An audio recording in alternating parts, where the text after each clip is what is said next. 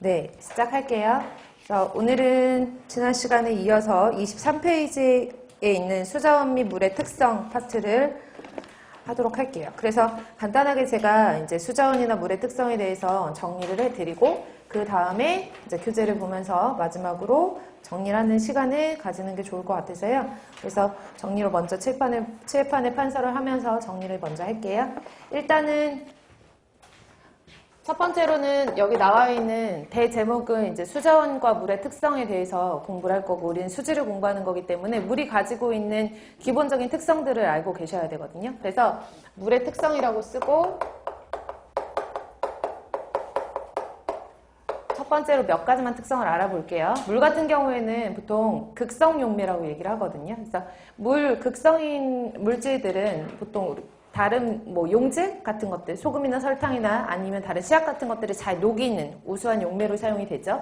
그래서 극성 용매다, 극성을 가지고 있다, 보통 쌍극성이라고 얘기를 하기도 하고 되어 있나요? 근데 물 같은 경우와 이제 극성이 있는 물과 비극성의 물질, 대표적으로 기름 같은 것들은 잘 섞이지 않죠. 그래서 극성이다, 그 다음에 비극성 물질과는 잘 섞이지 않는다라고 하는 것도 알아두시고, 그래서 약품 같은 것들 이 극성이 있다라는 것 자체가 나중에 수처리를 할 때 응집제라든지 이런 것들이 잘 녹일 수 있고, 아니면은 수처리를 할 때 씨앗 같은 것들이 잘 녹일 수 있는 용매로 사용할 수 있다라는 의미에서 중요한 특성을 가지고 있는 거예요. 우수한 용매로 사용이 된다라는 것. 두 번째로는 이 물이라는 것은 결합력이 화학적으로 수소결합과 공유결합으로 이루어져 있는데요. 수소결합과 공유결합으로 이루어져 있는데, 보통 우리가 물에 대한 기본적인 특성들은 다 아시겠지만, 물은 비열이라고 하는 것도 크고요, 기화열이라고 하는 것도 크고, 융해열이라고 하는 것도 크고, 그 다음에 표면장력이라고 하는 것도 다른 여타 물을 제외한 다른 용액에 비해서 그런 값들이 다 큰 편이거든요. 그러니까 비열도 크고, 그 다음에 융해열도 크고, 그 다음에 기화열, 일명 증발열이라고도 하는데 기화열도 크고, 그리고 다른 물질에 비해서 표면 장력도 큰 편이에요.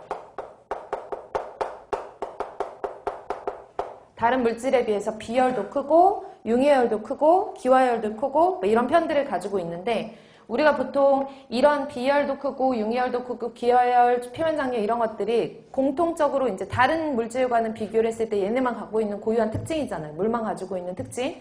이런 특징들이 무슨 결합 때문에 일어나냐 하면 수소 결합 때문에 일어나거든요. 그래서 수소 결합의 특징으로 이런 값들이 다 크다라고 하는 거 알아두시면 되겠고요. 그러면 조금 이따가 제가 다시 한번 설명을 드리겠지만, 기화열이 크기 때문에 우리가 생물체 내 체온 조절이 가능해요. 그래서 교재에는 조금 더 자세하게 써있기 때문에 그냥 참고만 써놓으시면은, 기화열이 크기 때문에 체온 조절이 가능하고, 생물체의 체온 조절이 가능하고, 그 다음에 융해열이 크기 때문에 결빙이 쉽게 일어나지 않아요. 그래서 융해열이 크다라는 것은 결빙을 방지할 수 있다. 이렇게 쓸게요. 결빙이 쉽게 일어나지 않는다.